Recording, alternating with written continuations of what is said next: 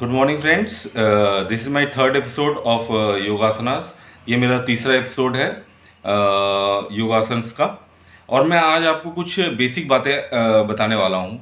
आज हम कोई योगा सेशन नहीं करेंगे। आज मैं आपको कुछ बेसिक बातें बताऊंगा आसन करने के लिए कि कौन सी बेसिक्स बातें होती हैं जो कि आसन करना के पहले आवश्यक होती हैं। जैसे पहली बात, क्या योगासन करना आवश्यक है? पहले हर कोई आवश्यक यह नहीं है आवश्यक कि आप योगासन करें ही। जिनका शरीर पूरी तरह से फिट है और जिनको किसी तरह का जीवन में पूरी तरह से नियंत्रण और संतुलन है, पहली बात यह है कि आसन करना जीवन में नियंत्रण और संतुलन लाने के लिए होता है। जिनको महसूस होता है अपने अंदर से, जैसे कि कुछ ऐसे व्यक्तित्व हो सकते हैं जिनको लगता हो कि हमारे जीवन में पूरी तरह से बैलेंस है और पूरी तरह से कंट्रोल है। जो those people who think that their life is full of control and balance, they need not do the yogasanas. मतलब आपके जीवन में आपको ये महसूस करना है कि आपके जीवन में नियंत्रण और संतुलन है या नहीं। अगर आपके जीवन में कहीं पे भी आपको ऐसा महसूस होता हो कि नियंत्रण और संतुलन की कमी है, तभी आप योगासन करें, क्योंकि योगासन एक बहुत ही कठिन प्रक्रिया है और इसे एक बहुत ही डिसिप्लिन्ड वे में करना पड़ता है। तो इसलिए ये बातें मैं बताना चाह रहा था। अब ये कुछ एडिशनल में बातें बताना चाहता हूँ कि कैसे हमें योगासन करना है। जैसे जब सुबह-सुबह आप योगासन करते हैं, तो खाली पेट में योगासन ही करना है, प्रेफरेबली खाली पेट में। अगर आपने कुछ नाश्ता कर लिया है, हल्का नाश्ता कर लिया है, तो उसके 2 घंटे बाद तभी आप योगासन शुरू करें। और अगर आपने पूरी तरह से नाश्ता कर लिया है, भरपेट भोजन कर लिया है, तो उसके बाद आसन नहीं करना है। 4 घंटे का कम से कम गैप रखना है। जब 4 घंटे में पाचन कंप्लीट हो जाएगी, तब उसके बाद फिर आप योगासन कर सकते हैं या प्राणायाम कर सकते हैं। इसके अलावा जो और कुछ बातें हैं, वो प्रमुख बातें मैं बताने जा रहा हूँ, वो ये है कि आपको कॉटन के कपड़े पहनने हैं। जब एक्सरसाइज करें, जब योगासन करें, तो कॉटन के कपड़े पहने। और जो एक्सरसाइज करेंगे तो उनमें जो मेल हैं, जो पुरुष हैं, उनको एक टाइट अंडरवेयर पहनना है, तभी एक्सरसाइज करना है। इसके अलावा और कुछ बातें हैं जो बेसिक हैं, वो ये कि आपको अपने योगासन के समय जो आपको पहले और आखिर योगासन के कुछ पहले और कुछ बाद समय देना है शरीर को रिकवर करने के लिए।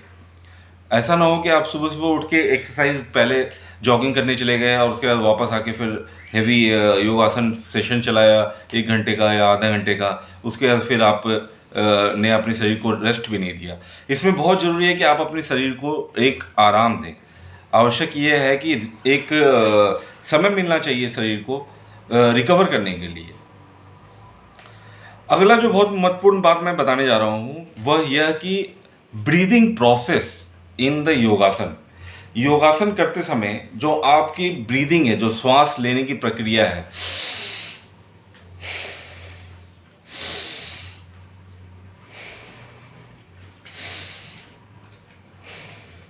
ये प्रक्रिया निरंतर चलती रहनी चाहिए, निरंतर चलती रहनी चाहिए।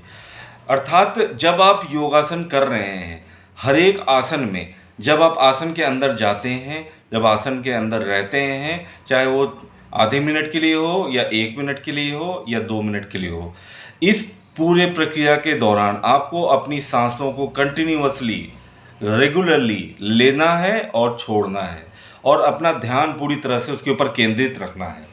ऐसा ना हो कि आप एक पोज कर लें, उसके बाद उस पोज पे ही टिक जाएं, फिर बिल्कुल सांस लेना छोड़ दें, सांस रुक जाए। ऐसा नहीं होना चाहिए। किसी भी समय सांस नहीं रुकनी है। कंटिन्यूअसली जब आप एक्सरसाइज या योगा कर रहे हैं, तो सांस अंदर लेनी है और सांस अपनी नाकों से ही लेना है।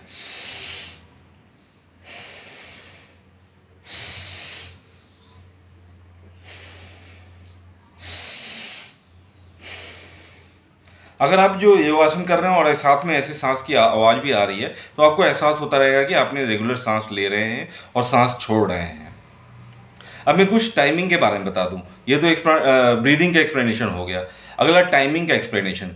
ये ज़रूरी नहीं है कि आप जब शुरू में योगासन शुरू करते हैं तभी आप एक आसन में 2 मिनट या 5 मिनट दे पाएँ। हो सकता है इनिशियली जब आप एक आसन शुरू कर रहे हैं करना, तब शुरुआत में आप मुश्किल से आधे मिनट तक उस आसन में रह पा रहे हैं या टिक पा रहे हैं, क्योंकि कुछ आसन बहुत ही कठिन होते हैं।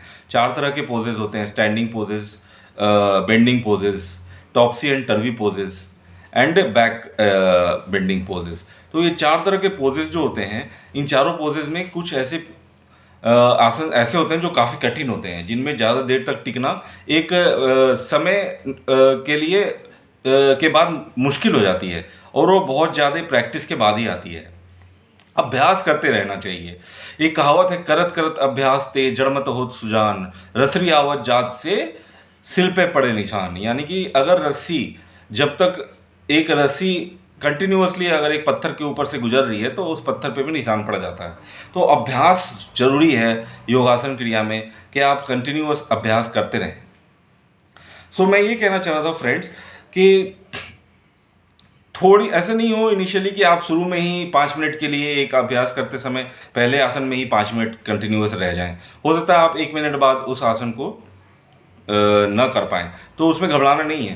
पहले हफ्ते, दूसरे हफ्ते, तीसरे हफ्ते जब बीत जाएगा तो हो सकता है चौथे हफ्ते से, 5वें हफ्ते से या 1 महीने 2 महीने बाद आप उस आसन में ज़्यादा समय के लिए रह सकेंगे। उसके अलावा ब्रीदिंग में एक और बात मैं कहना चाह रहा था, जब आप सांस एक्सरसाइज कर रहे हैं, जब ये योगा कर रहे हैं, तो कहीं पे भी ब्रीदिंग को रोकना नहीं है। Do not hold your breath, कहीं पे भी रोकना नहीं है। कंटिन्यूअसली आपको सांस लेना है और फिर छोड़ना है। जब आप आसन के अंदर जाएं तो सांस छोड़ना है, फिर आसन से बाहर निकले तो सांस लेना है। आसन से याद रखिएगा ये बात, आसन के अंदर जाएं तो सांस छोड़ना है, आसन में जितनी देर रह रहे हैं उतनी देर सांसों पे कंट्रोल रखना है, सांसों पे ध्यान केंद्रित रखना है, और जब आसन से बाहर निकल रहा है तो सांस लेते रहना है। इस तरह आप एक वो रिदम बना के रखना है और अपने आप को एक पूरी तरह से कॉन्फिडेंस रखना है अपने अंदर कि मैं सांस ले रहा हूँ, छोड़ रहा हूँ और योगासन कर रहा हूँ, तो ये सब सही चल रहा है। अब एक तीसरी बात कहना चाहूँगा मैं, ये हो गया समय का। पहली बात हो गई ब्रीदिंग पे, दूसरी बात हो गई टाइमिंग पे, तीसरी बात जो मैं बताना चाह रहा था वो प्रॉप्स। कुछ ऐसे आसपास आपके घर में उपयोग होने वाले वस्तु हैं, जैसे कि रस्सी, चेयर्स, कुर्सी या टेबल। आप कुछ भी किसी भी एक्सरसाइज में अगर कहीं पे भी महसूस हो रहा हो आपको इनका मदद लेना है, इनकी मदद लेकर के आप ज़्यादा अच्छा कर सकते हैं, तो आप इनकी मदद ले सकते हैं। रस्सी का, कुर्सी का या टेबल का सहारा लेकर के आप शुरू में आप कोई भी पोस्चर कर सकते हैं। और मैं अगली बात जो बताना चाहता था वो वैरायटी के ऊपर बताना चाह रहा था कि हर एक एक्सरसाइज के कई सारे वैरायटी हो सकते हैं। जैसे कि अभी हम कोई एग्जांपल लें तो हम अगर सेतुबंद आसन लें। सेतुबंद आसन में जो मैंने पिछले एपिसोड में बताया था आपको, पीठ के ऊपर हाथ दे करके सीना का हिस्सा आगे की तरफ बढ़ेगा और ये पूरा डायफ्राम और डाइजेस्टिव सिस्टम जो खिंच जाएगा। उसमें आप हो सकता है इनिशियली आप पूरी तरह से टाइट ना कर पा रहे हो, तो आपको अपने हाथ जो पीछे की तरफ ले जाना है उसमें आप थोड़ा ढीलापन रख सकते हैं, या फिर शुरू में हाथ आप पूरी तरह टाइट ना कर पा रहे हो तो हल्का हाथ नीचे रख करके हल्का ऊंचाई ले सकते हैं। कोई ज़रूरी नहीं है कि पहली बार में ही आप पूरी तरह से आसन कर पाएँ। तो आप एक आसन को धीरे धीरे समझ करके और पार्ट वाइज में भी कर सकते हैं। अगला जो पॉइंट मैं बताना जा रहा हूँ कि कैसे एक आसन करते समय आपको फुल्ली कॉन्सेंट्रेट रखना है। आप ऐसा भी ना हो कि एक आसन करते समय सोचें कुछ और, सोच रहे हो अपने घर के बारे में, अपने परिवार के बारे में, सोच रहे हो अपने ऑफिस में क्या हुआ कल और कल क्या होने वाला है, कल मैं काम कैसे, ये सारी बातें नहीं सोचना है। न घर के बारे में न ऑफिस के बारे में, पूरी तरह से आपको आसन के समय फुल्ली कॉन्सेंट्रेट होकर के आसन पर ही ध्यान रखना है। अब ये कितनी लंबी समय तक ये आसन करें ये भी आवश्यक है। आपको शुरू में भी मैंने बताया और एक बार दोबारा बताना चाहूँगा, आसन करने समय ये निश्चित कर लें कि आप ये आसन आज 1 मिनट के लिए करेंगे या 2 मिनट के लिए करेंगे। जब आपका प्रैक्टिस हो जाए तभी देर तक उस आसन में रुकना है। और रिकवरी के लिए भी मैंने पहले बताया, ये नेसेसरी है कि आप कुछ रिकवरी पोजेस करें, वो मैं बाद में आपको बताऊंगा। हर एक आसन प्रक्रिया के बाद कुछ रिकवरी पोजेस होते हैं जो कि करना चाहिए। तो ये सारी डिटेल्स मैं आगे आपको बताऊंगा। तो फ्रेंड्स आज के लिए इतना ही।